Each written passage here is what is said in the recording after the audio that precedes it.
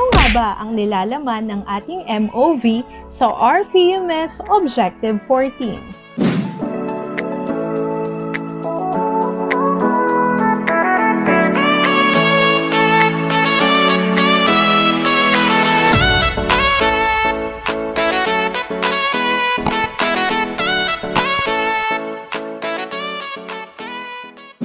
Hi guys! Welcome back to my YouTube channel. It's me again, Ma'am Shayne. And for today's video, ang pag-uusapan natin ay ang means of verification o ang MOV ng Objective 14 o ang Reviewed Regularly Personal Teaching Practice using existing laws and regulations that apply to the teaching profession and the responsibilities specified in the Code of Ethics for professional teachers sa ating RPMS School Year 2021 to 2022.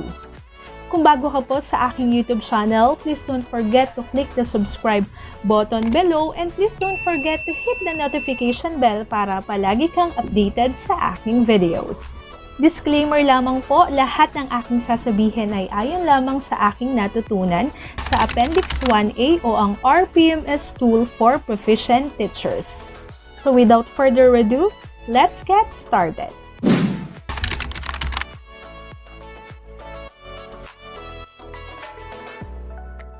For this video ay may ilang materials po tayong gagamitin. Una ay itong Appendix 1A o ang RPMS Tool for Proficient Teachers. Pangalawa ay itong video lesson na ginamit ko as my MOV. And of course, itong reference natin na ang Code of Ethics for Professional Teachers. But first, focus muna po tayo sa Appendix 1A. So, magfo-focus tayo sa craft or community linkages and professional engagement and personal growth and professional development. So, sa Objective 14 po, reviewed regularly personal teaching practice using existing laws and regulations that apply to the teaching profession and the responsibilities specified in the Code of Ethics for Professional Teachers. Nung college pa lang tayo, tinuturo na po sa atin ito, ang Code of Ethics. Ano po, kaya naman magkakameron tayo ng review or basahin ulit natin. Ano po bang meron sa Code of Ethics? So, ano naman yung MOV or means of verification na gagamitin natin for this objective? So, una po ay annotated video or audio recording of one's teaching that shows impact of regularly reviewing one's teaching practice or practices. Number 2, MOV ay annotated teaching material that shows impact of regularly reviewing one's teaching practice or practices, lesson plan, activity sheet, assessment materials, and others. Please specify. Number 3 naman ay personal reflection notes as outputs from participation in review of personal teaching practices in 4 quarters and proof of attendance with date and lack or coaching and mentoring sessions for review of personal teaching practices. So, may nakalagay po na note dito, the video or audio recordings and teaching materials should be made by the ratee and annotated based on how their use in the classroom shows impact of regularly reviewing one's teaching practice or practices. So, ibig sabihin, ikaw mismo yung gumawa, okay? Ikaw mismo yung nandun, hindi pwedeng sinearch mo sa YouTube, tapos yun yung ginamit mo sa klase mo. So, hindi po pwedeng ganun. Dapat ikaw mismo yung gumawa ng video. Ano po? So, for senior high school, teachers who follow a semestral structure, MOV3 will be 2 reflection notes per semester. If MOV3 po yung gagamitin. Okay? So, paano naman tayo makakakuha ng 5 or outstanding? So, exhibited and improved practice through one's teaching as impact regularly reviewing one's teaching practice or practices using laws and regulations that apply to the profession and the responsibilities in the Code of Ethics for professional teachers as evidenced by MOV number 1. So, ako po, based on my own understanding, again, disclaimer po, ayon po sa aking pagkakaunawa, makakakuha ka ng 5 or outstanding if ang ginamit mo ay ang MOV number 1. And, of course, if sinunod mo yung nandito sa rubric. Ano po? So, ano yung MOV number 1? Annotated video, audio recording. Yan.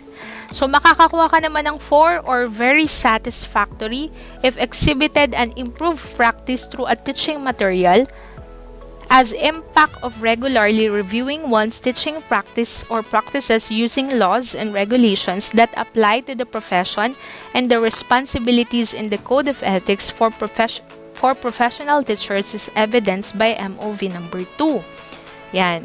Again, disclaimer, based on my own understanding, MOV, makakuha ka ng 4 if MOV number 2 yung gagamitin mong means of verification. Ano po?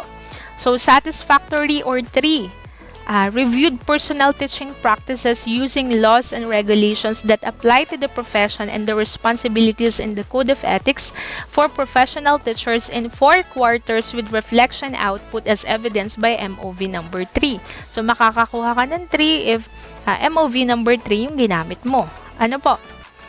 Unsatisfactory or 2, participated in the review of personal teaching practices using laws and regulations that apply to the profession and the responsibilities in the Code of Ethics for professional teachers in 4 quarters as evidenced by MOV number 4. So, makakakuha ka ng 2 or unsatisfactory if MOV number 4 yung ginamit mo and may note in 4 quarters. Okay po? And poor naman or 1 if no acceptable evidence was shown. So, syempre, tayo naman po ay, syempre, ang ini-aim natin palagi ay yung best. Ano po? So, syempre, ang gagawin po natin for this video is yung MOV number 1. Okay? So, yung outstanding or 5. Ano po? MOV number 1. So, ito po yung ginamit ko na MOV. Annotated video, audio recording of one's teaching that shows impact of regularly reviewing one's teaching practice or practices. If I'm not mistaken, lahat tayo gumawa na ng video lesson simula nung nagkameron ng pandemic. Ano po? So, lahat tayo may pwede nang gamiting video lesson or audio recording na ginagamit natin sa pagtuturo. Okay? So, ang gagamitin ko po na MOV ko ay yung video lesson na ginawa ko. Pero bago tayo pumunta doon, basahin or aralin muna po ulit natin kung anong meron sa Code of Ethics for Professional Teachers. Okay? So, ayan po, preamble. Ano po? Teachers are duly licensed professionals who possess dignity and reputation with high moral values, as well as technical and professional competence in the practice of their noble profession.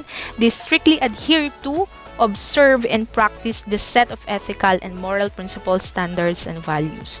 So, nandito po Article 1, Article 2, yan, the teacher and the state. Article 3, the teacher and the community. Article 4, the teacher and the profession. Article 5, the teacher and the teaching community. Article 6, the teacher and the higher authorities in the Philippines. Article 7, school officials, teachers, and other personnel. Article 8, the teacher and learners. Article 9, the teacher and parents. Article 10, the teacher and business. And Article 11, the teacher as a person. Article 12, disciplinary action. Article 13, effectivity. Ayan po. So, basahin nyo lang din po yan. Ano po, para may pagbasehan tayo ng annotation na gagawin natin. Okay? So, ang ginawa ko po, ang ginamit kong MOV ay ito pong video lesson na ginawa ko, which is ang production report. So, i-play ko lang po ng kaunti. Hello! Right now, I'm going to show you on how to make a production report. Equivalent to 1,000 grams. Alright? So, sa paglalaro, ilang grams ang kailangan nating lard sa grams? 58 divided by 205 pesos. 1 lahat ng extension ko. Total cost plus 50% natin is 23. Now, it's your turn to make your own production report. So, ito po yung ginamit ko na MOV. Ano po, for Objective 14. So, paano ko siya inilagay? Ano po, so, sa Word file, yan. So, ang ginawa ko, pinirint screen ko and then paste. Ano po, yung video na ginawa ko. So, how to make production report. So, yan, nandyan yung 11 steps. Okay, nilagay ko po dyan, copy-paste. And then, After nun, nilagay ko na po sa baba yung annotation ko. Okay? So, doon po ako nag-base sa Article 4, Section 2. But then, pwede po kayong gumamit, okay, ng madaming references, okay? Hindi lang Article 4, kung ano po yung nababagay, okay, para po sa MOV na ginamit nyo. Pero ako po, nag-focus lang ako sa Article 4, Section 2. So, ano ba yung nilalaman ng Article 4, Section 2 of the Code of Ethics for Professional Teachers? Yan. So, punta tayo dito sa Article 4, Section 2. Every teacher shall uphold the highest possible standards of quality education, shall make the best preparation for the career of teaching, and shall be at his best at all times in the practice of his profession. So, ang explanation ko po, ayan, dito sa aking annotation, our school is using modular distance learning. Learners are only learning at their own pace. I was challenged to do some actions to help the students in their academic performance. Since only the module serves as a guide for students to learn and follow the target output, I believe that the application of instructional videos will help the needs of students to learn and will help to improve their performance in cookery, since I am a cookery teacher po. Yan, particularly in a time of the pandemic.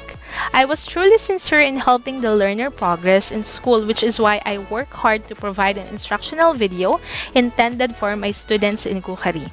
Having this kind of instructional video in the class could develop a better understanding of the lesson for all. In this regard, I believe that even if a pandemic occurs, it will not prevent students from receiving a high-quality education. As teachers, or as a teacher, we must develop a teaching strategy that will help students learn more effectively. Dito na po natatapos ang ating video. I hope nyo madami ka pong natutunan. Kaya naman, if you like this video, don't forget to comment, like, share, subscribe, and click the notification bell for more updates. See you on my next video. God bless!